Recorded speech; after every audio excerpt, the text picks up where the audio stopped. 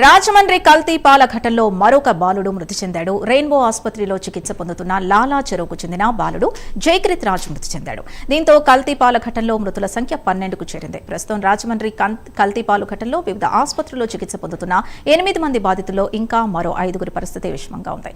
ఇదే అంశానికి సంబంధించి పూర్తి డీటెయిల్స్ మా కరెస్పాండెంట్ శ్రీరామూర్తి అందిస్తారు.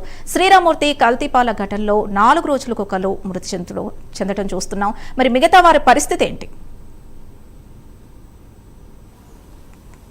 సింధు, ఏదైతే రాజమండ్రిలో కలకలం రేపిన కల్తీపాలు తాగిన ఘటనలో ఒక్కొక్కరిగా మృతి చెందుతూ ఉన్నారు.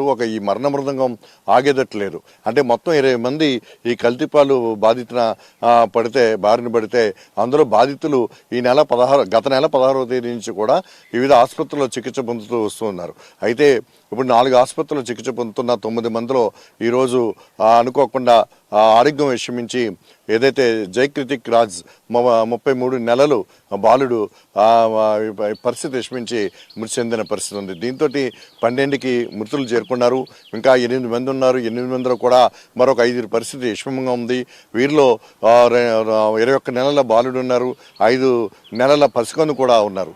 అయితే ఇది దారుణం, చాలా విషాద ఘటన. ఈ ఘటన చూసిన వారికి కూడా చాలా హృదయం తరుక్కుపోయే పరిస్థితి కూడా ఇక్కడ కనిపిస్తుంది.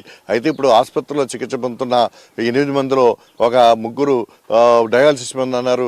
మిగిలిన 5 కూడా డయాలసిస్ అంటే వెంటిలేటర్ మీద కూడా కొనసాగుతున్న పరిస్థితి. అంటే అత్యధిక ఆధునిక వైద్యం అందిస్తున్నప్పటికీ కూడా వీరి ఆరోగ్యం రెస్పాండ్ కావట్లేదు అని చెప్పేసి వైద్యులు చెప్తున్న పరిస్థితి ఉంది. అయితే ఇప్పుడు ఇంకా మెరుగైన వైద్యం అందించేందుకు ప్రభుత్వం ప్రయత్నిస్తుంది. ఇలా వైద్య ఖర్చులన్నీ కూడా ప్రభుత్వమే భరిస్తుంది. ప్రస్తుతం అయితే కిమ్స్ ఆసుపత్రిలో మరొక 2 చికిత్స పొందుతున్నారు. మరో 3 హాస్పిటల్లో మిగిలిన వారు చికిత్స పొందుతున్న పరిస్థితి. ఏదైనా ఒక ఆందోళన కలిగిస్తున్న పరిస్థితి ఈ కల్తీపాలు ఘటన రాజమండ్రిలో కొనసాగుతోందని చెప్పొచ్చు. Sindhu. Right, thank you Sriramurthy.